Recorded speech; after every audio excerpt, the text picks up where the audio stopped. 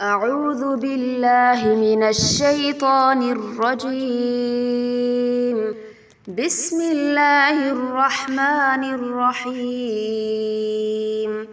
لم يكن الذين كفروا من أهل الكتاب والمشركين منفكين حتى تأتيهم البينة. رسول من الله يتلو صحفا مطهرة فيها كتب قيمة. وما تفرق الذين أوتوا الكتاب إلا من بعد ما جاءتهم البينة. وما أمروا إلا ليعبدوا الله مخلصين له الدين حنفاء